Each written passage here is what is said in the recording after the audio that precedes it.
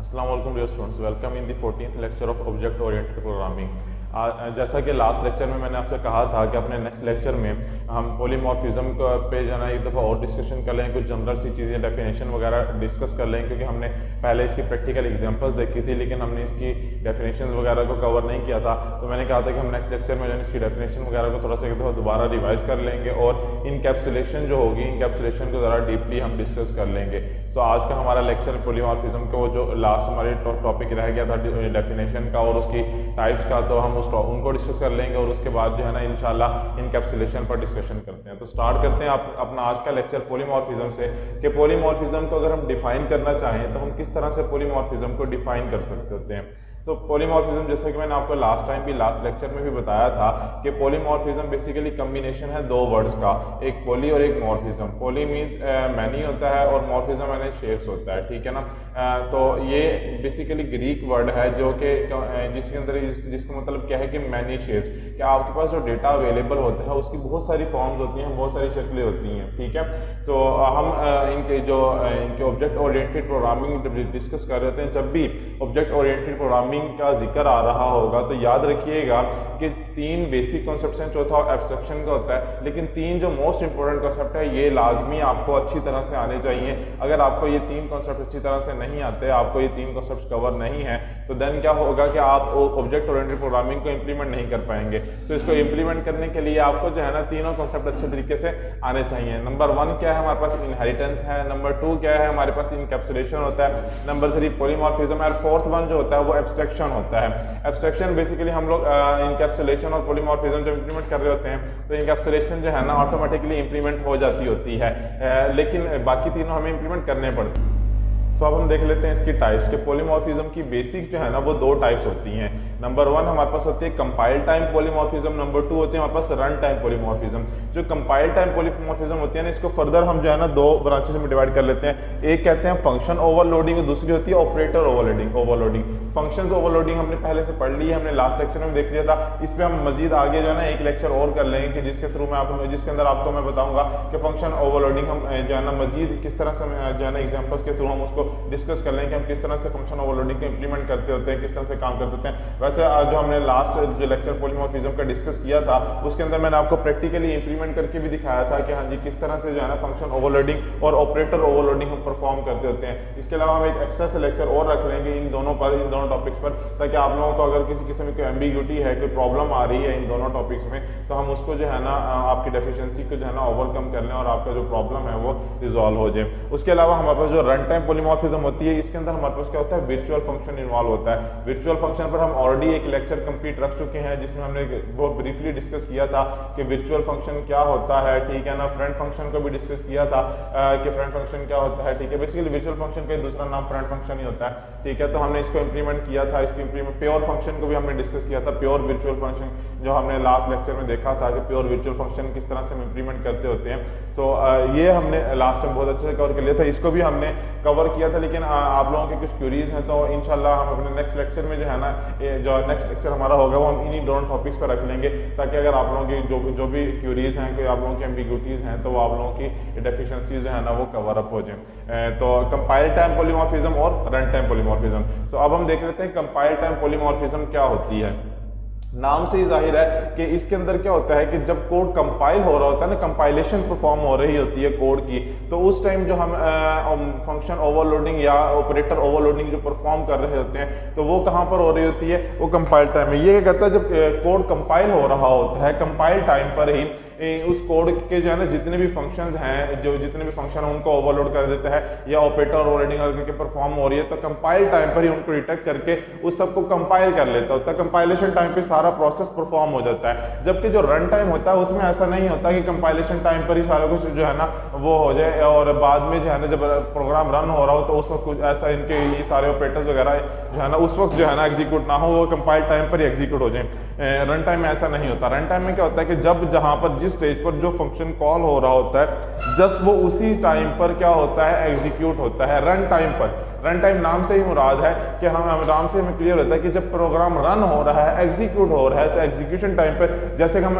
Line by line execution करके हमने अपने प्रीवियस लेक्चर्स में बहुत अच्छे से प्रोग्राम्स को समझा है कि किस तरह से हम लाइन बाय लाइन जो है ना एग्जीक्यूशन परफॉर्म कर सकते हैं प्रोग्राम्स की। तो उसमें मैंने आप लोगों को बताया हुआ कि जब इस प्रोग्राम इनके ये वाला प्रोग्राम इस लाइन पर आएगा तो ये ऑब्जेक्ट कॉल होगा और ये ऑब्जेक्ट जिस भी क्लास का होगा वो डायरेक्ट कहाँ पे चला जाएगा, उस क्लास में चला जाएगा। लास्ट टाइम जो हमने पॉलीमॉर्फिज्म की एग्जांपल सॉल्व की थी, वर्चुअल फंक्शन को डिस्कस किया था, उसमें हमने ये इंप्लीमेंट भी किया था और मैंने आपको बताया भी था कि जैसे ही इस ऑब्जेक्ट पर पहुंचेगा, ऑब्जेक्ट पर पहुंचते वो फौरन क्या करेगा, क्लास को कॉल करेगा, उस क्लास के अंदर वो फंक्शन मौजूद है, उस फंक्शन को एग्जीक्यूट करवाएगा और देन रिटर्न करवाएगा रिजल्ट कहाँ पर, हमारी मेन का जो हमारा फंक्शन है उसके अंदर।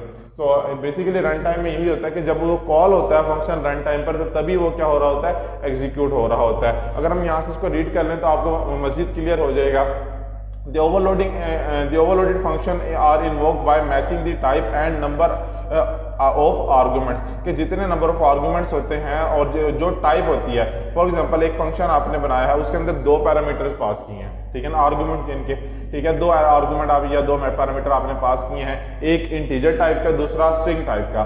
तो आपने क्या किया है, जब आप उसको कॉल करवा रहे हैं, फंक्शन ओवरलोडिंग परफॉर्म करने के लिए फंक्शन को जब कॉल करवा रहे हैं, वहां पर आपने पहला क्योंकि डेटा टाइप पहले जो इंटीजर की डेटा टाइप थी, पहला आर्गूमेंट था, उसकी डेटा टाइप आपने इंटीजर रखी थी फंक्शन के अंदर जो आपने जहाँ पे फंक्शन डिक्लेयर किया था, और दूसरे की स्ट्रिंग। लेकिन यहाँ पर आप रिवर्स कर देते हैं कि पहले में स्ट्रिंग पास कर देते हैं, दूसरे में इंटीजर। तो वो क्या करेगा, कंपाइल टाइम पर ही एरर दे देगा, कंपाइल टाइम पर ही आपके पास एरर आ जाए कि ये कोड जो है ना वो कंपाइल नहीं हो सकता। और उसके रीजन क्या है कि जो आप आर्गूमेंट पास करने जा रहे हैं वो आर्गूमेंट इनवैलिड आर्गूमेंट है, उनकी डेटा टाइप के टाइप कास्टिंग का एरर आ जाएगा। सो उस केस में आपको जो है ना पहले ही उसको रिजॉल्व करना पड़ेगा। आप लोगों जो इनके डेटा टाइप आपने डिक्लेयर किए उसी डेटा टाइप का जो आर्गूमेंट्स होंगे या वैल्यूज होंगी या पैरामीटर्स होंगे वही पास करने होंगे, किसी और डेटा टाइप के पैरामीटर्स वगैरह आप पास नहीं कर सकते। उसके अलावा this information is available at the compile time and therefore compiler selects the appropriate function at the compile time. It is achieved by function overloading and operator overloading. जैसे कि मैंने आपको थोड़ी देर पहले बताया था कि कंपाइल टाइम पॉलीमॉर्फिज्म के अंदर क्या करते थे, हम फंक्शन और ऑपरेटर ओवरलोडिंग परफॉर्म करते होते हैं, which is also known as static binding और अर्ली बाइंडिंग। इसे हम क्या कहते हैं, जो हम फंक्शन ओवरलोडिंग और ऑपरेटर ओवरलोडिंग परफॉर्म करते होते हैं, लेकिन कंपाइल टाइम पॉलीमॉर्फिज्म के केस में तो उसको हम क्या बोलते होते हैं, स्टैटिक बाइंडिंग या अर्ली बाइंडिंग, कि हम डेटा को पहले ही बाइंड करवा देते हैं, अभी उसको कॉल नहीं करवाया, वो फंक्शन कॉल नहीं हुआ, फंक्शन कॉल होने से पहले ही क्या कर लिया हमने उसको इनके अर्ली ही इसको कॉल करवा लिया, जब इनके कंपाइल जब होने वाला था तभी उसको कॉल करवा लेते हैं। उस केस में हमारे पास क्या होता है, ये कंपाइल टाइम पॉलीमॉर्फिज्म होता है। रन टाइम की इसी तरह अगर बात करें तो run time polymorphism is achieved when the objects method is invoked at the run time instead of compile time. तो जैसे कि मैंने थोड़ी देर पहले बताया कि इसमें क्या होता है कि रन टाइम पे जब हम उसको कॉल करते हैं किसी भी मेथड या फंक्शन को, तो तभी क्या होता है, रन टाइम पॉलीमॉर्फिज्म जो है ना वो अचीव होती है, उससे पहले नहीं होती। It is achieved by method overriding which is also known as dynamic binding और लेट बाइंडिंग। इसको हम क्या कहते हैं, इसके अंदर मेथड ओवरराइडिंग परफॉर्म कर रहे होते हैं। मैंने लास्ट लेक्चर में आपको जब पॉलीमॉर्फिज्म की हमने एग्जांपल्स देखी थी तो उसमें फंक्शन ओवरलोडिंग और फंक्शन ओवरराइडिंग हमने दोनों परफॉर्म की थी, तो उसके अंदर हमने दोनों चीजों को देख लिया था कि किस तरह से दोनों वर्क करती हैं। तो आप एक दफा वो एग्जांपल्स दोबारा रिव्यू कर लीजिएगा तो आपको मजीद जो है ना ये कॉन्सेप्ट क्लियर हो जाएगा। अच्छा, अब अगर हम इनका डिफरेंशिएट करना चाहें कंपाइल टाइम पॉलीमॉर्फिज्म का और रन टाइम पॉलीमॉर्फिज्म का, तो हम किस तरह से कर सकते हैं। फर्स्ट ऑफ ऑल इन दोनों के अंदर जो है ना फंक्शन जो है ना वो इन्वोक्ड होते हैं, लेकिन कंपाइल टाइम में जो होते हैं वो कंपाइल टाइम पर होते हैं, और जो रन टाइम पर होता है फंक्शन उसके अंदर रन टाइम पे फंक्शन इन्वोक होते हैं। उसके अलावा जो हमारे पास कंपाइल टाइम पॉलीमॉर्फिज्म होती है उसके अंदर जो है ना ओवरलोडिंग परफॉर्म होती है, फंक्शन या ऑपरेटर ओवरलोडिंग परफॉर्म होती है, जिसको हम अर्ली बाइंडिंग या स्टैटिक बाइंडिंग भी कहते हैं। जबकि रन टाइम पॉलीमॉर्फिज्म के अंदर क्या होता है, फंक्शन ओवरराइडिंग या ऑपरेटर ओवरराइडिंग परफॉर्म होती है, जिसको हम डायनामिक बाइंडिंग या लेट बाइंडिंग भी कहते होते हैं। उसके अलावा हमारे पास कंपाइल टाइम की अगर बात करें तो कंपाइल टाइम के अंदर जितना भी हमारे पास जो कोड होता है, जितने भी फंक्शन होते हैं जो हमने ओवरलोडिंग परफॉर्म करनी होती है, वो सारी क्या हो रही थी, कंपाइल टाइम पर ही परफॉर्म हो रही होती है, वो तमाम के तमाम मेथड्स के होते हैं कंपाइल टाइम पर ही जो है ना वो एग्जीक्यूट हो रहे होते हैं, उनके पैरामीटर्स के अंदर जो वैल्यूज पास हो रही होती है वो कंपाइल टाइम पर ही हो रही होती है। जबकि रन टाइम की अगर बात करें तो रन टाइम में जब मेथड कॉल होता है, क्योंकि इसमें ओवर राइडिंग परफॉर्म होती है, तो जब वो कॉल होता है तो उसी वक्त क्या होता है वो एग्जीक्यूट हो रहे होते हैं, वो उनके जो वैल्यूज हैं वो ट्रांसफर हो रही होती हैं। उसके अलावा कंपाइल टाइम पॉलीमॉर्फिज्म की अगर बात करें so it is achieved bye function overloading and operator overloading, जबकि रन टाइम क्या होती है फंक्शन ओवर राइडिंग के थ्रू या पॉइंटर्स के थ्रू जो है ना हम अचीव करते होते हैं रन टाइम पॉलीमॉर्फिज्म। पॉइंटर्स भी हमने लास्ट लेक्चर उस पॉइंटर्स में भी हमने एक डिस्कशन की थी, पॉइंटर्स क्या होते हैं, किस तरह से काम करते हैं, उनकी एग्जाम्पल्स भी हमने सॉल्व की थी, तो आपको वो भी अब होप सो क्लियर होंगे। फिर भी अगर आप लोगों की क्यूरीज हो तो हमारा जो लाइव सेशन होता है उसमें आप मुझसे डिस्कस कर सकते हैं, मुझसे पूछ सकते हैं कि जहां आपको प्रॉब्लम आ रही है, किसी किस्म की कोई डिफिकल्टी हो रही है तो आप मुझसे डिस्कस कर लीजिएगा। इंशाल्लाह कोशिश करूंगा कि आपके तमाम सवाल का जो है ना जवाब आप लोगों को दे सकूं। उसके अलावा अगर कंपाइल टाइम की बात करें तो it provides fast execution as it is known at the compile time, और अगर रन टाइम की बात करें तो इसमें स्लो एग्जीक्यूशन होती है, क्योंकि इसमें क्या होता है रन टाइम पर जो है ना जो फंक्शन है या ऑपरेटर है वो एग्जीक्यूट हो रहा होता है।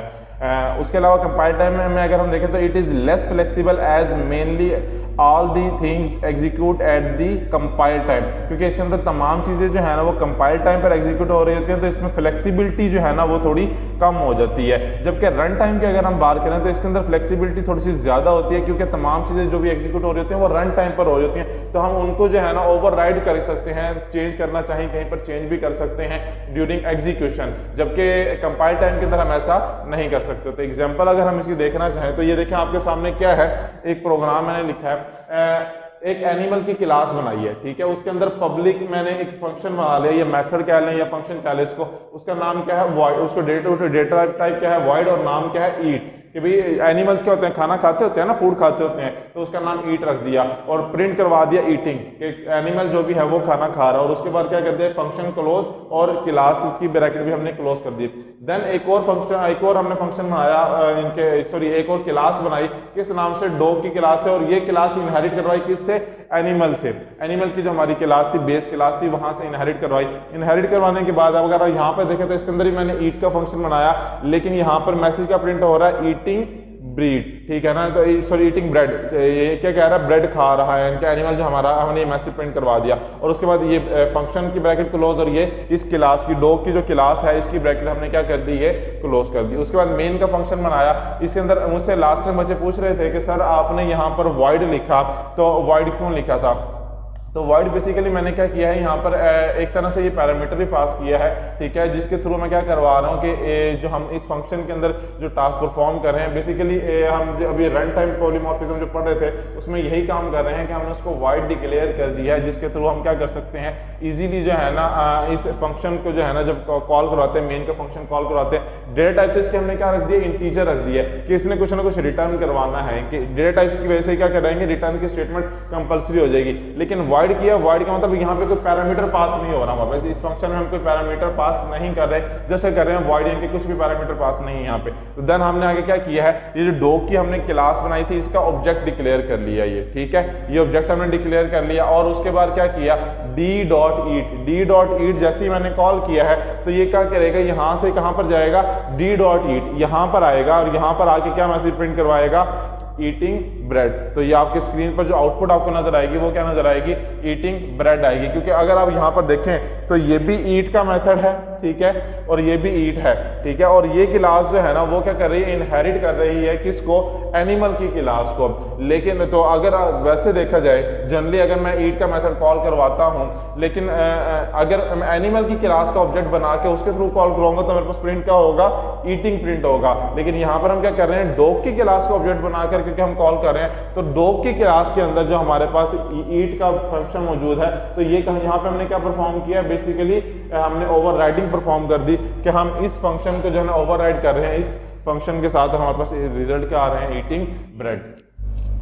तो उसके बाद एक्सेस स्पेसिफायर्स की बात करें, लास्ट टाइम भी जो हमारा लास्ट लेक्चर था उसमें भी मैंने आपको थोड़ा सा गाइड किया था कि एक्सेस स्पेसिफायर्स क्या होते हैं, इनका मकसद क्या होता है। आज हम इनको दोबारा एक दफ़ा रिव्यू कर लेते हैं, क्योंकि इनकैप्सुलेशन का जो हमारा टॉपिक है, इनकैप्सुलेशन बेसिकली कंप्लीटली बेस कर रही होती है तकरीबन एक्सेस स्पेसिफायर्स पर। इसके अंदर एक्सेस स्पेसिफायर्स का बहुत ज़्यादा ख्याल रखना होता है, क्योंकि जब आपने डेटा हाइड करना होता है तो डेटा हाइडिंग के लिए एक्सेस स्पेसिफायर्स जो है ना बहुत इंपॉर्टेंट रोल जो है ना वो प्ले कर रहे होते हैं। तो एक्सेस स्पेसिफायर हमारे पास तीन किस्म के होते हैं, एक होता है प्राइवेट और दूसरा होता है प्रोटेक्टेड, तीसरा होता है पब्लिक। प्राइवेट किस लिए इस्तेमाल करते होते हैं? प्राइवेट हम इसलिए इस्तेमाल करते होते हैं कि इसके अगर हमने किसी भी मेथड को या फंक्शन को प्राइवेट डिक्लेयर कर दिया है तो वो उस क्लास के अंदर ही सिर्फ एक्सेसिबल होगा, उस क्लास से बाहर कहीं पर भी एक्सेसिबल नहीं होगा। लेकिन अगर हमने उसको प्रोटेक्टेड कर लिया है तो प्रोटेक्टेड के केस में ये सिर्फ उसी जिस फंक्शन के अंदर या जिस मेथड के अंदर हमने इसे डिक्लेयर किया है, ये सिर्फ उसी फंक्शन के अंदर से जो है ना कॉल हो सकता है और उसकी डिराइव्ड क्लास जो होगी उसी के अंदर से क्या होगा, ये कॉल हो सकता है। उसके अलावा हमारे पास अगर पब्लिक हमने डिक्लेयर किया, पब्लिक जो है ना वो कहीं से भी एक्सेसिबल है। हम लास्ट टाइम भी पहले भी जितनी भी हमने एग्जांपल देखी है इनहेरिटेंस की, पॉलीमॉर्फिज्म की, उसके अंदर हमने देखा है कि पब्लिक की तकरीबन हम फंक्शन बनाते होते थे। लेकिन इनकैप्सुलेशन के अंदर क्योंकि हमने डेटा हाइडिंग परफॉर्म करनी होता है, डेटा को इनकैप्सुलेट करना होता है, तो उसके लिए ज़रूरी होता है कि हम जो है ना कुछ मेथड्स को या कुछ फंक्शंस को जो हमने लोगों से छुपाने होते हैं, जिसको हम दूसरों को व्यू नहीं करवाना चाह रहे होते कि कोई भी जो है ना कोई और क्लास या कोई और फंक्शन जो है ना उस फंक्शन को कॉल कर पाए या उस वेरिएबल को बाहर से कहीं से कॉल कर पाए उस क्लास के, तो देन हम क्या करते हैं, प्राइवेट मेंबर्स जो है ना वो डिक्लेयर करते होते हैं, प्राइवेट एक्सेस मॉडिफायर जो है ना डिक्लेयर करते होते हैं। सो ये डायग्राम है ताकि आप लोग को याद रहे कि कौन कौन से एक्सेस मॉडिफायर्स होते हैं, ठीक है ना, उनकी फंक्शनलिटी मैंने आपको ऑलरेडी डिफाइन कर दी है। अब इनकैप्सुलेशन की बात करते हैं थोड़ी सी कि इनकैप्सुलेशन क्या होती है। बेसिकली जब आप प्रोग्रामिंग कर रहे होते हैं ना, तो प्रोग्रामिंग के अंदर इनकैप्सुलेशन जो है ना वो बहुत इंपॉर्टेंट रोल अदा करती है, क्योंकि आज का जो दौर है वो तकरीबन उसमें ये होता है कि हम डेटा को बहुत ज़्यादा इनकैप्सुलेट करके जो है ना सिक्योरिटी पॉइंट ऑफ व्यू से कि हम सिक्योरिटी डेटा की बहुत ज़्यादा इंपॉर्टेंट होती है, तो उसके लिए हमें क्या करना पड़ता है, बहुत सारी चीज़ों को ना हाइड करना पड़ता है, बहुत सारी चीज़ों पर को डिफरेंट प्लेसेस पर जो है ना हमें शो भी करवाना पड़ता है। लेकिन वो डिपेंड करता है कि हमारा जो सिनेरियो है वो किस किस्म का, हम जो सॉफ्टवेयर बनाने जा रहे हैं वो किस किस्म का सॉफ्टवेयर है, किस किस्म की प्रोडक्ट है, उसके हिसाब से हम जो है ना फिर इनकैप्सुलेशन के कॉन्सेप्ट्स को इंप्लीमेंट करते होते हैं, पॉलीमॉर्फिज्म या इनहेरिटेंस के कॉन्सेप्ट को इंप्लीमेंट करते होते हैं।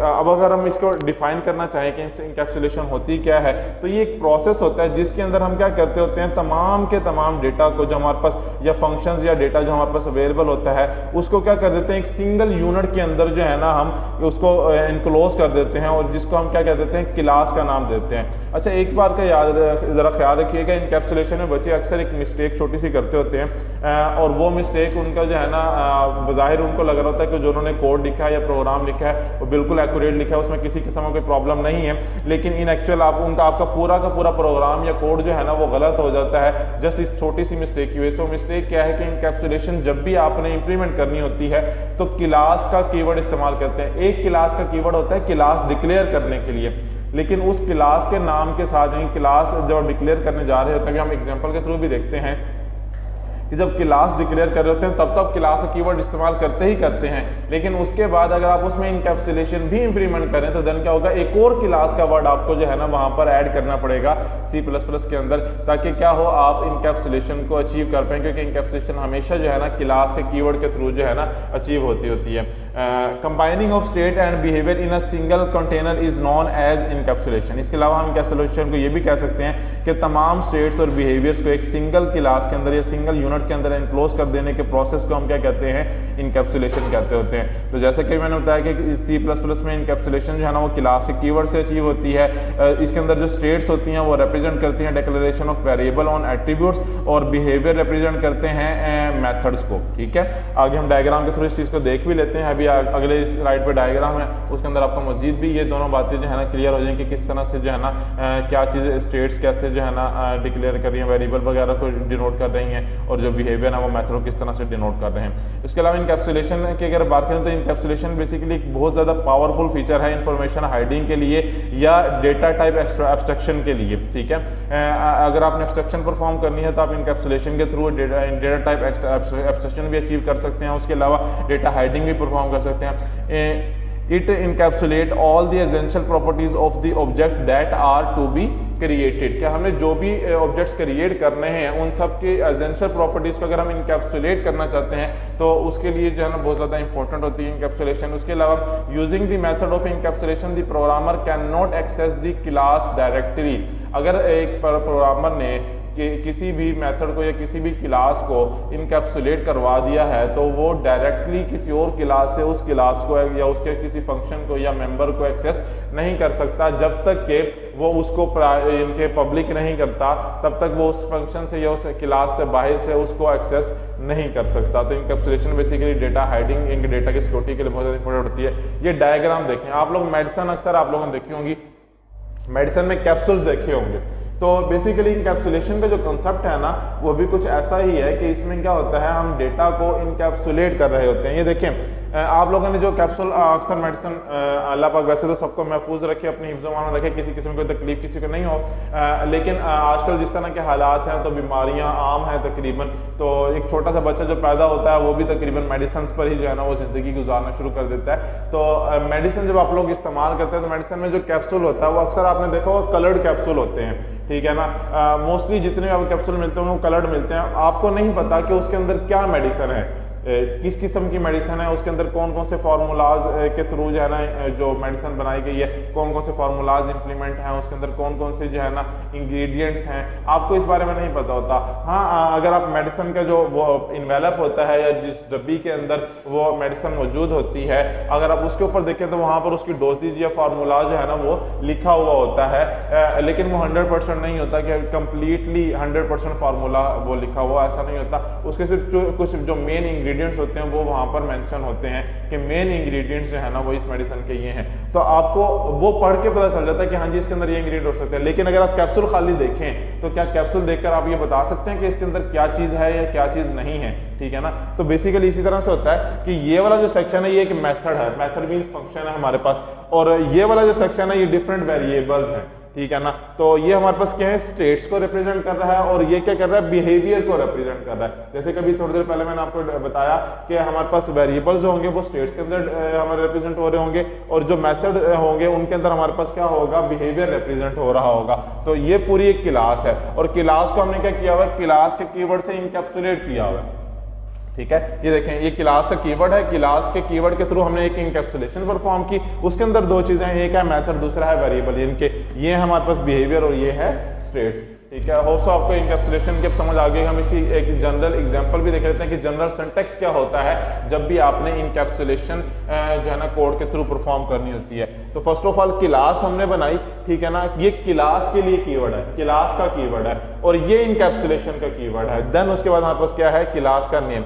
अच्छा, एक चीज का थोड़ा सा ख्याल रखिएगा, बच्चे ना एक चीज में थोड़ा सा कंफ्यूज रहते होते हैं, वो समटाइम कहते हैं जी उनको ये नहीं समझ आता कि क्लास का कीवर्ड कौन सा है, इनके जो हम क्लास में जा रहे हैं उसका कीवर्ड कौन सा है, और इनकैप्सुलेशन का। तो फर्स्ट में जो लिखा रहता है, देखिए इनकैप्सुलेट किसको कर रहे हैं, इस क्लास को कर रहे हैं ना, तो ये जो है हमारे पास क्या है, ये इनकैप्सुलेशन के लिए हम इस्तेमाल कर रहे हैं। ये वाला जो क्लास का कीवर्ड है ये इनकैप्सुलेट कर रहे हैं, किस चीज को, इस चीज को इनकैप्सुलेट कर रहे हैं। तो ये वाला जो हमारे पास कीवर्ड है ये क्लास के लिए है कि क्लास डिक्लेयर करने जा रहे हैं, उस क्लास का नाम क्या है, ये है, और इसके थ्रू हम उसको क्या कर रहे हैं, इनकैप्सुलेट कर रहे हैं। तो ये थोड़ा सा कंफ्यूज मत होइएगा, ये चीजें थोड़ी सी कंफ्यूजन अक्सर जो है ना टीचर्स के लिए भी क्रिएट कर देती हैं, वो भी कंफ्यूज हो जाते हैं, क्योंकि इंसान जो हुआ, इंसान भी भूल सकते, कोई भी इंसान हो भूल सकता है, ठीक है। तो ये जो हमारे पास कीवर्ड है ये इनकैप्सुलेशन के लिए है, ये वाला क्लास का कीवर्ड क्लास के लिए, क्लास डिक्लेयर करने के लिए। तो यहाँ से हमारे पास अब क्लास का नेम क्या है, नेम है, उसके अंदर हमने क्या किया, प्राइवेट डेटा टाइप डेटा, ठीक है ना। प्राइवेट आपने कोई भी जो है ना वेरिएबल डिक्लेयर कर लेना है, कोई भी जो भी आप डिक्लेयर करना चाहें वो रिक्वायरमेंट आपके प्रोग्राम के हिसाब से होती है। जनरल सिंटैक्स हम डिस्कस कर रहे हैं, ठीक है। डेटा टाइप यहाँ पर आ जाएगा, देन क्या आ जाएगा हमारे पास, डेटा आ जाएगा। उसमें पब्लिक हमने मेंबर फंक्शंस बनाने हैं, फंक्शंस या मेथड जो भी आप बनाना चाहते हैं उसकी डेटा टाइप, देन फंक्शन का नेम, और आप जो भी उसके अंदर फंक्शनलिटी परफॉर्म करना चाहते हैं वो बना लेंगे। और यहाँ पर हमारे पास क्या हो जाएगा, ये क्लास जो है ना, नेम की क्लास क्लोज हो जाएगी। देन हमने मेन का फंक्शन बनाना है, इसकी जो भी डेटा टाइप रखनी है, इंट रखनी है, वॉइड रखनी है, जो भी आप वो रखेंगे, और उसके अंदर फिर क्या, क्लास का नेम, जिस क्लास को आप कॉल करवाना चाह रहे हैं, ठीक है, वो क्लास कॉल करवाएंगे। उसके अंदर जो ऑब्जेक्ट्स आपने बनाए उस क्लास के ऑब्जेक्ट्स के थ्रू आप जो है ना उसके अंदर जो आपने फंक्शन बनाया वो आप कॉल करवा लेंगे। तो जैसे भी आपकी कोड की रिक्वायरमेंट आप उस तरह से इसके अंदर कोडिंग कर सकते हैं, कोडिंग के थ्रू आप इनकैप्सुलेशन अचीव कर सकते हैं। अभी हम इसकी एक एग्जांपल भी देखते हैं, उसमें आपको मजीद क्लियर हो जाएगा कि इनकैप्सुलेशन हम किस तरह से जो है परफॉर्म कर देते हैं। ये देखें, होप सो आपको ये नजर आ रहा होगा, यहाँ पर हमने क्या किया, एक क्लास बना ली सम के नाम से। हम बेसिकली क्या करना चाह रहे हैं, दो नंबर, दो यूजर से इनपुट लेने जा रहे हैं और उनका सम परफॉर्म कर रहे हैं, लेकिन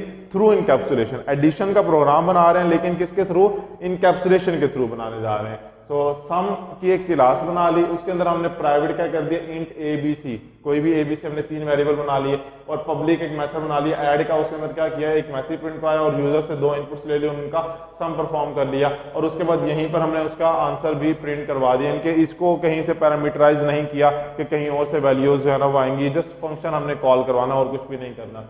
देन उसके बाद यहाँ पर आते हैं हम, यहाँ पर आते हैं तो हमारे पास यहाँ पर देखें कि वॉइड डेटा टाइप का हमने एक मेन का फंक्शन बना लिया, उसके अंदर सम हमने जो है ना ऑब्जेक्ट बना लिया है, और उस ऑब्जेक्ट के थ्रू हमने क्या कर लिया है, इस फंक्शन को कॉल कराया। तो ये हमारे पास क्या होगा, आउटपुट क्या आ जाएगी, एंटर एनी 2 नंबर, यूजर ने जो भी 2 नंबर, जैसे वो इस फंक्शन पे कॉल होगा तो यहाँ आएगा, यहाँ पर आके पहले ये मैसेज प्रिंट होगा, देन उसके बाद क्या होगा, ए भी 2 नंबर है तो वो 2 नंबर इनपुट लिए जाएंगे, और उसके बाद उनका सम जो है ना वो स्क्रीन पर प्रिंट हो जाएगा। तो आपके पास कुछ इस तरह से जो है ना आउटपुट आपको नजर आ जाएगी।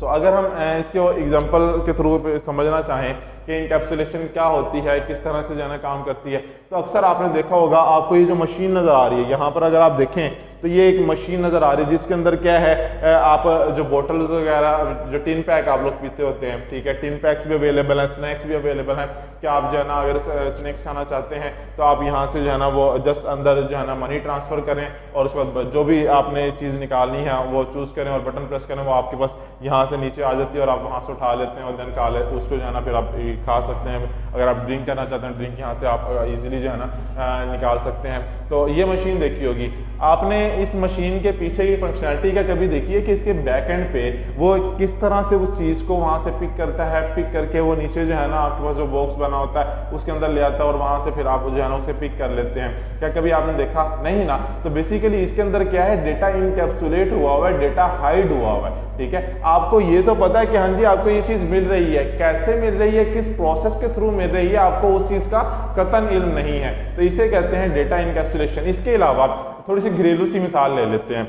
आप लोगों ने घर में वॉशिंग मशीन देखी होगी। वॉशिंग मशीन तकरीबन सभी के घर में होती है, ठीक है। तो वॉशिंग मशीन में आप लोग जब क्या करते होते हैं, कपड़े डालते होते हैं, कपड़े डालने के बाद आप क्या करते हैं, ड्रायर को या वॉशिंग मशीन के जो आपका वो होता है जिसके थ्रू आप वॉशिंग मशीन चलाते होते हैं, तो आप उसे चला देते हैं और बटन प्रेस कर देते हैं, पावर ऑन हो जाती है। तो वॉशिंग मशीन में कपड़े क्या है वो घूमने लग जाते हैं, कपड़े धुल जाते हैं, और देन आप उनको निचोड़ के जो है ना आराम से सुखा लेते हैं या ड्रायर के अंदर डाल देते हैं। देन वो ड्रायर क्या करता है, उनको ड्राई कर देता है और ड्राई करके वो आपको दे देता है। तो क्या आप लोगों ने कभी ये देखा है कि वो जो सारा प्रोसेस परफॉर्म हो रहा है ड्राई करने का, वो तो जस्ट घुमा रहा है, घुमा तो नीचे मोटर लगी हुई है, वो तो हमें पता है ना कि नीचे मोटर लगी हुई है, बेल्ट लगी हुई है, और उसके थ्रू वो क्या कर रहा है, वो मूव कर रहा है। लेकिन बज़ाहिर एक पर्सन जिसने कभी जो है ना उसको इनके बैक साइड से नहीं देखा हुआ, उसको नहीं पता कि इसके अंदर कोई मोटर है या नहीं है, तो वो पर्सन जो है ना कभी भी आपको ये नहीं बता सकता कि हाँ जी ये किस तरह से परफॉर्म हो रहा है, ठीक है। तो आप वो उसमें भी क्या हुआ है, बेसिकली डेटा इनकैप्सुलेशन परफॉर्म हुई हुई है कि सारी की सारी उसकी फंक्शनैलिटीज़ क्या है वो हाइड हुई हुई है, ठीक है। और आपको क्या है, जस्ट आपको आउटपुट मिल रही है, आप उसमें इनपुट दे रहे हैं और आपको आउटपुट मिल जाती है। किस तरह से मिल रही है, किस प्रोसीजर के थ्रू मिल रही है, आपको इस चीज़ का आइडिया नहीं हो पाता। सो बेसिकली ये कुछ एग्जांपल्स थी इनकैप्सुलेशन की। अब हम ये बात कर लेते हैं कि हम इनकैप्सुलेशन को किस तरह से किसी क्लास के अंदर अचीव कर सकते हैं। तो उसके लिए हमें क्या करना पड़ता है, 2 बेसिक जो टास्क हैं ये लाजमी आपने परफॉर्म करने हैं जब भी आप इनकैप्सुलेशन अप्लाई कर रहे हो। Number 1, make all the data members private, कि जितने भी डेटा मेंबर्स हैं उन सबको आप क्या कर दें, प्राइवेट कर दें। उसके बाद दूसरी चीज़ क्या है, वो डिपेंड करता है, कुछ को आप पब्लिक भी करते हैं, कुछ को प्रोटेक्टेड भी करते हैं, वो आपके सॉफ्टवेयर के हिसाब से। तो लेकिन बेसिक जो जनरल एक रूल है ना इनकैप्सुलेशन का, जिसमें आप कहते हैं कि 100% इनकैप्सुलेशन परफॉर्म करनी है, देन उसमें क्या करते हैं हम तमाम के तमाम मेंबर्स होते हैं, डेटा मेंबर्स होते हैं, उन सबको हम क्या कर देते हैं, प्राइवेट कर देते होते हैं। उसके बाद जो सेकंड काम करना है, create public setter and getter function.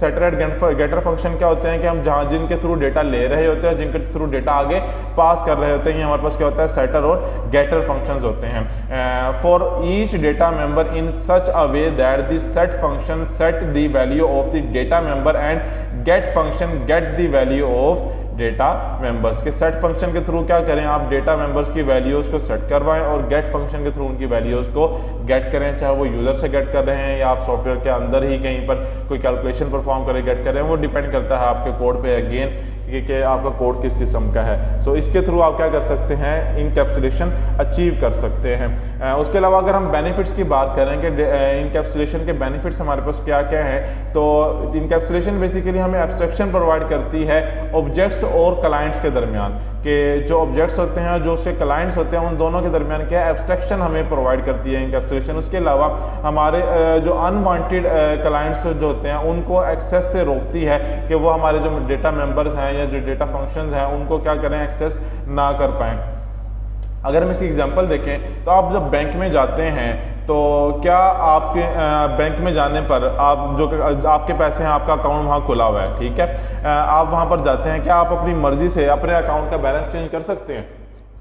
ज़रा सोचें इस बात को कि आप कभी बैंक में गए हों और बैंक में जाके आपने अपनी मर्जी से अपने अकाउंट को लॉगिन किया हो या अकाउंट किसी भी सिस्टम पे जाके बैठे हो और वहाँ जाके अपना अकाउंट जो है ना उसके अंदर आपने जो बैलेंस पड़ा हुआ है आप उस बैलेंस को बढ़ा दें या कम कर दें, अपनी मर्जी से कभी कर सकें? आप नहीं कर सके ना। उसके लिए क्या करना पड़ता है, आपको फर्दर एक और फंक्शन को जो कि वहाँ पे कैशियर होता है या अकाउंटेंट होता है या जो भी वहाँ पे ऑथराइज पर्सन बैठा हुआ है, तो आप उसके पास जाते हैं, उसको जाके कैश जमा करवाते हैं। देन वो क्या करता है, वो कैश आपके अकाउंट में ट्रांसफ़र करता है और देन जाके आपके अकाउंट में क्या होता है, जो अमाउंट होती है वो चेंज होती है। उससे पहले आप खुद डायरेक्टली जो है ना कुछ भी नहीं कर सकते थे। तो बेसिकली ये क्या है, इनकैप्सुलेशन सिक्योरिटी ऐड की हुई है एक तरह से कि डेटा इनकैप्सुलेट हुआ हुआ है कि आपको डायरेक्ट एक्सेस नहीं है, लेकिन आपको एक और डेटा मेंबर या डेटा फंक्शन के थ्रू आप क्या करते हैं, उसको एक्सेस करते होते हैं जो उसी क्लास के अंदर है, बैंक की क्लास के अंदर एग्जिस्ट करता होता है। बैंक की क्लास के बाहर से अगर आप किसी को कहें कि भाई मेरा बैलेंस चेंज कर दो, ये लो पैसे और मेरे अकाउंट में इतने पैसे ट्रांसफर कर दो, क्या आप करवा सकते हैं? फॉर एग्जांपल आप अपने किसी कुलीग को कहते हैं कि जो है ना आप जो है ना सपोज आप अपने सीआर को कह देते हैं कि सीआर ये लो, ये में जो है ना पैसे हैं 1 लाख रुपया, ये मेरे अकाउंट में जो है ना ट्रांसफर कर दो। अब सीआर क्या आप घर बैठे बैठे आपके अकाउंट में पैसे ट्रांसफर कर सकता है? नहीं ना, पॉसिबल ही नहीं है। उसके लिए आपको क्या करना पड़ेगा, बैंक जाना पड़ेगा, कैशियर के पास जाएंगे, उसे जाके पैसे देंगे, देन वो कैशियर ही आपके अकाउंट में पैसे ट्रांसफर करेगा। तो इसे कहते हैं हम इनकैप्सुलेशन।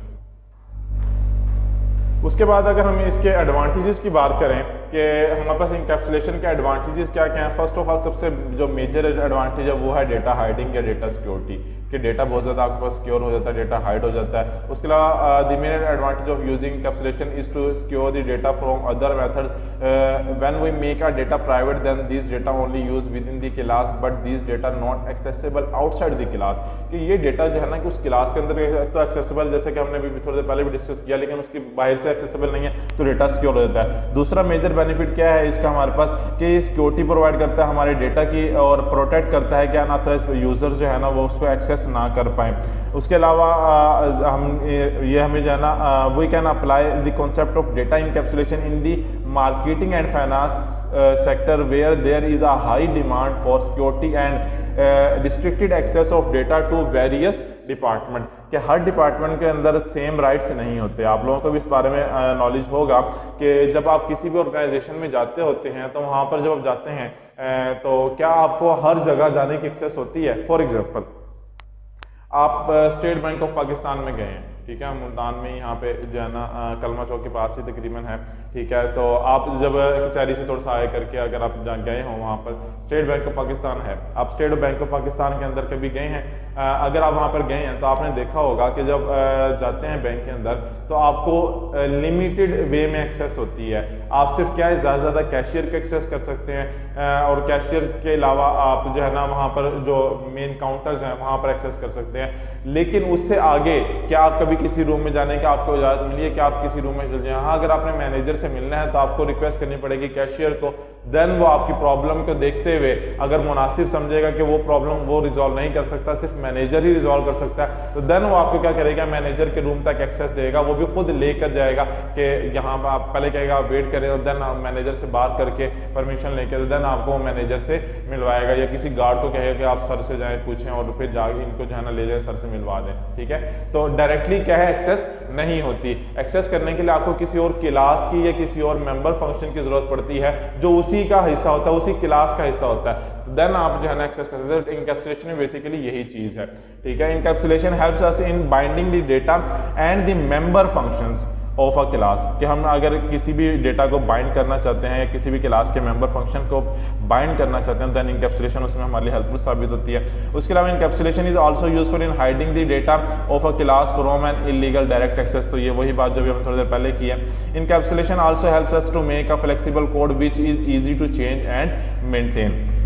अच्छा, ये बात जो है ना तकरीबन हम अपने तक जितने भी हमारे इनहेरिटेंस के लेक्चर हुए हैं, पॉलीमॉर्फिज्म के लेक्चर हुए, हमने उनमें भी ये बात कही है कि अगर हम ऑब्जेक्ट ओरिएंटेड प्रोग्रामिंग के कॉन्सेप्ट अप्लाई करते हैं ना, तो हमारे पास कोड राइटिंग जो है ना वो बहुत ज़्यादा ईजी हो जाती है और बहुत ज़्यादा एफिशिएंट हो जाती है। उसकी रीज़न ये होती है कि ऊप के थ्रू जो है ना हम अपने कोड को रीयूजेबल बना सकते हैं, क्योंकि हम इसमें क्लासेस का इस्तेमाल कर रहे होते हैं और क्लासेस के थ्रू हम क्या कर सकते हैं कि अगर हमें एक टास्क एक सॉफ्टवेयर के अंदर 50 जगह परफॉर्म करना है, तो इसका क्या मतलब है, अगर आप ऑब्जेक्ट ओरिएंटेड प्रोग्रामिंग का इस्तेमाल नहीं कर रहे, स्ट्रक्चर्ड या अनस्ट्रक्चर्ड प्रोग्रामिंग का इस्तेमाल कर रहे हैं, तो उसके अंदर क्या होता था, अनस्ट्रक्चर्ड प्रोग्रामिंग की अगर बात करें तो उसके अंदर क्या होता था, आपको बहुत ज़्यादा, अगर आपने 50 जगह पे सेम कोड इस्तेमाल करना तो आपको 50 जगह पे वो कोड लिखना पड़ेगा। अब अगर 50 जगह पे सपोज एक जगह पे जहाँ पे आपने लाइनें लिखी हैं वो 100 लाइनें हैं, 100 लाइनें अगर आपको 50 जगह लिखनी पड़ जाएं तो आप 100 को मल्टीप्लाई करना ऑलमोस्ट 5000 बन जाता है। तो 5000 लाइन इनका आपको लिखनी पड़ी है। कहाँ 100 लाइनों में एक काम हो सकता है और वही काम आप 5000 लाइन्स में कर रहे हैं, तो कितना डिफरेंस आ जाता है। हेल ऑफ डिफरेंस है कि इतना ज्यादा अमाउंट ऑफ कोड आपको एक्स्ट्रा एग्जीक्यूट करवाना पड़ता है अनस्ट्रक्चर्ड प्रोग्रामिंग के अंदर। तो ऊप के अंदर आपको बेनिफिट क्या हुआ कि अगर आपने सेम टास्क परफॉर्म करना है तो आप पैरामीटराइज फंक्शंस बना लें और आप उनको कॉल करवा के नेक्स्ट वैल्यू वहां पर जस्ट पास कर दें और सेम आप जो भी आपने टास्क परफॉर्म होना होगा वो हो जाएगा। अब वो 5000 लाइनों का काम कितनी लाइनों में हो जाएगा, 100 लाइनों में हो जाएगा। सो ऊप का जो है ना बहुत ज्यादा बेनिफिट है। तो इसी वजह से यहाँ पर कोड राइटिंग जो है ना वो ईजी और एफिशिएंट हो जाती होती है। उसके अलावा डिसएडवांटेज की बात करें तो डिसएडवांटेज एक यही है कि आप डायरेक्ट एक्सेस नहीं करते किसी चीज़ को भी। आपको अगर किसी चीज़ को एक्सेस करना है तो उसी क्लास की प्रॉपर्टीज या मेथड्स या फंक्शंस के थ्रू ही आप एक्सेस करेंगे। उसके अलावा डेटा हाइडिंग की थोड़ी सी बात कर लेते हैं कि डेटा हाइडिंग क्या होती है। वैसे तो इनकैप्सुलेशन में अब तक आपको समझ आ गई होगी कि डेटा हाइडिंग क्या होती है, लेकिन चलें एक दफ़ा आपको डेफिनेशन के थ्रू मजीद क्लियर कर देते हैं कि डेटा हाइडिंग क्या होती है। Data hiding is a technique specially practice in ऊप के ऑब्जेक्ट ओरिएंटेड प्रोग्रामिंग के अंदर हम मोस्टली इसको प्रैक्टिस करते थे। Data hiding is hiding the details और of internal data members of an object. किसी भी ऑब्जेक्ट के जो इंटरनल डेटा मेंबर्स होते हैं उन सब के अंदर जो हमारे पास डेटा की डिटेल्स होती हैं उन सब को अगर हमने हाइड करना है या कुछ स्पेसिफिक एरिया को हाइड करना है तो वो जो हम छुपा देते हैं कुछ सेक्शन को, उसे हम क्या कहते हैं, क्या मुझे उसको प्राइवेट कर देते हैं। प्राइवेट करने से हम उस सेक्शन को या उस एरिया को या उस डेटा को छुपा देते होते हैं, तो उसे हम क्या कहते हैं, डेटा हाइडिंग कहते होते हैं। Data hiding is also known as information hiding. उसके अलावा sometime data hiding include encapsulation, thus data hiding is heavily related to abstraction and encapsulation. Data hiding जो है ना इनकैप्सुलेशन और एब्स्ट्रैक्शन से बहुत ज़्यादा रिलेट करती होती है। Data hiding is the one most important OOP mechanism which is hide the detail of the class from outside of the class. के बाहर वाली जो क्लासेज होती है उन सबसे जो है ना इस क्लास की डिटेल्स को क्या कर लेते हैं, हाइड कर लेते हैं। The class use by only a limited set of variables and function other are hidden by the class. के इस क्लास के अंदर हम क्या, जब डेटा हाइडिंग परफॉर्म कर रहे होते हैं तो उसके अंदर हम क्या करते होते हैं, बेसिकली यही काम करते होते हैं कि हम अपने जितना भी हमारे पास डेटा होता है हम उसको क्या कर लेते होते हैं, हाइड कर लेते होते हैं। लेकिन कुछ लिमिटेड फंक्शंस या कुछ लिमिटेड फीचर्स जो होते हैं वो क्या करते हैं, हम शो करवा देते हैं दूसरे लोगों को ताकि वो उसको व्यू कर सकते हैं और उसके थ्रू अगर आप वो अपना कोई टास्क परफॉर्म करना चाहें तो वो करवा सकें, कर सकें। जैसे कि बैंक की बात मैंने आपको एग्जांपल दी, तो बैंक में क्या होता है कि आपको लिमिटेड एक्सेस होती है कि कैशियर्स तक या काउंटर्स तक आपको एक्सेस होती है। फ्रंट डेस्क जो आपके पास अवेलेबल होते हैं जो कस्टमर्स के लिए बनाए जाते हैं उन तक तो एक्सेस होती है, लेकिन उससे आगे आपको एक्सेस नहीं होती। सो बेसिकली डेटा हाइडिंग इसी को हम बोलते होते हैं। अब जरा इनकैप्सुलेशन एंड डेटा हाइडिंग का कंबाइन कॉन्सेप्ट अगर देखना चाहें तो देखें ये एक क्लास है पूरी। ये हमारे पास क्या है, ये कैप्सूल जो है ना हमारे पास एक क्लास है। इसके अंदर यहाँ पर हमारे पास क्या है, मेंबर्स वेरिएबल्स एंड फंक्शंस होंगे और यहाँ पर क्या होंगे, मेंबर्स वेरिएबल फंक्शन यहाँ पर भी होंगे यहाँ पे भी होंगे। लेकिन ये वाले अगर आप देखें ये कलर्ड है तो ये क्या है, प्राइवेट है, ये हाइड है। लेकिन ये वाले क्या है, कलर्ड नहीं, ये पब्लिक है। इनको हम बाहर से भी, इस क्लास के बाहर से भी एक्सेस करवा सकते हैं, लेकिन इनको इस क्लास के बाहर से एक्सेस कहीं से भी हम नहीं करवा सकते। अगर इनको एक्सेस करवाना तो पहले इस क्लास के फंक्शंस को के पास आना पड़ेगा और उनके थ्रू हम इसको क्या है एक्सेस करवा सकते होंगे, लेकिन अगर हम इनको एक्सेस नहीं करवाते और इनके बगैर डायरेक्टली बाहर से इसको एक्सेस करवाने की कोशिश करते हैं, देन ये एक्सेसिबल नहीं होंगे। सो होप सो आपको अब ये बात जो है ना बहुत अच्छे से क्लियर हो गई होगी। इसके अलावा हमारा जो आज का लास्ट जो टॉपिक, आज लास्ट बात आज की, कि role of access specifiers in encapsulation, जो हमने अभी थोड़ी देर पहले 3 एक्सेस स्पेसिफायर डिस्कस किए। अब तक तो होप सो आपको रोल ऑफ एक्सेस स्पेसिफायर समझ आ जाना चाहिए था, लेकिन फिर भी अगर नहीं आया तो हम इसको भी डिस्कस कर लेते हैं, ताकि इनकैप्सुलेशन से रेलिवेंट आपका कोई भी अगर कोई सवाल माइंड में है तो वो सवाल जो है ना आपका क्लियर हो जाए। सो एक्सेस स्पेसिफायर जो है ना बहुत ज़्यादा इंपॉर्टेंट रोल जो है ना वो प्ले करते होते हैं इनकैप्सुलेशन के अंदर। The process of implementing encapsulation can be सब डिवाइडेड इनटू 2 स्टेप्स, कि इनकैप्सुलेशन जो हम इम्प्लीमेंट करते होते हैं उसको हम डिवाइड करते हैं कितने, 2 स्टेप्स में। जो पहला स्टेप होता है उसके अंदर हम क्या कहते हैं, data member should be labelled as private using the private access specifier.